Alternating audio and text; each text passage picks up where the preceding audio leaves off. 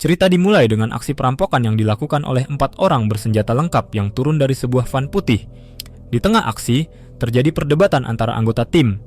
Ternyata, ada satu orang baru yang diajak mendadak karena rencana awal berubah. Mereka masuk lewat pintu depan. Terdengar konyol, sampai mereka sadar bahwa mereka dibekali teknologi super canggih. Pemimpin timnya punya pistol teknologi tinggi dan tameng energi yang anti peluru. Bahkan, mereka punya granat lubang hitam yang bisa melenyapkan meriam pertahanan dalam sekejap. Tujuan mereka? Membebaskan The Maker, Reed Richards versi jahat dari Earth 1610. Saat berhasil membobol selnya, kode yang digunakan adalah 1610. The Maker akhirnya bebas. Ketika ditanya soal bayaran $1 miliar yang dijanjikan, dia menjawab dengan filosofis bahwa uang itu hanyalah fiksi yang diyakini. Si pemimpin tim mulai panik karena mengira mereka tidak akan dibayar.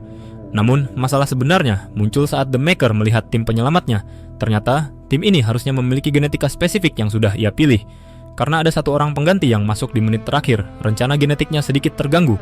Tapi, karena The Maker punya banyak waktu luang di penjara, dia sudah menyiapkan rencana cadangan.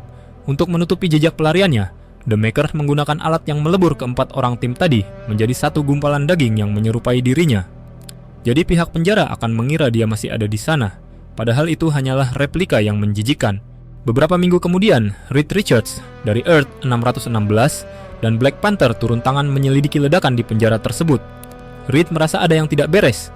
Mereka akhirnya menemukan replika The Maker yang sudah mulai mencair.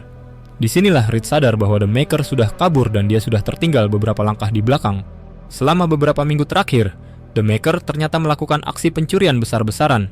Ia menyisir seluruh penjuru bumi untuk mengumpulkan bahan baku yang sangat spesifik, mulai dari menyelinap ke Wakanda untuk mengambil vibranium, mencuri tombak Terrigen dari Black Bolt, bahkan membawa kabur The Bridge, alat lintas dimensi, milik Reed yang tersimpan di gudang Tony Stark.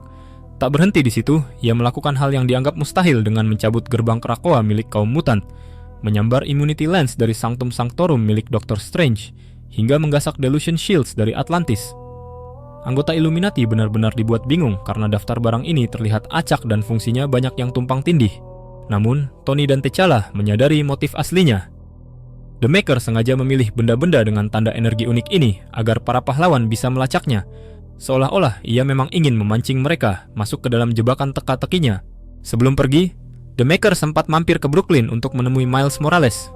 Dia mengajak Miles untuk ikut pulang ke semesta asal mereka karena mereka adalah 2 orang terakhir yang selamat dari semesta 1610 yang sudah hancur. Tanggapan Miles? Enggak, makasih.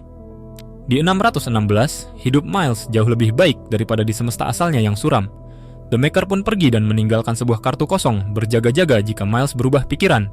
Di akhir cerita, Illuminati berhasil menyudutkan The Maker di depan gerbang dimensinya.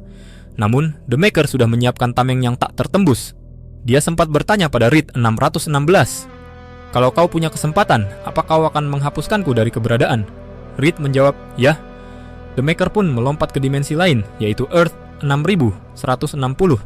Di sana, kita melihat momen ikonik saat Peter Parker remaja sedang dalam perjalanan sekolah. Saat laba-laba radioaktif akan menggigit Peter, The Maker muncul dan menangkap laba-laba itu. Dia mencegah lahirnya Spider-Man. Sepertinya, The Maker ingin membangun dunianya sendiri dengan cara mencuri sejarah dan mengubahnya sesuai keinginannya.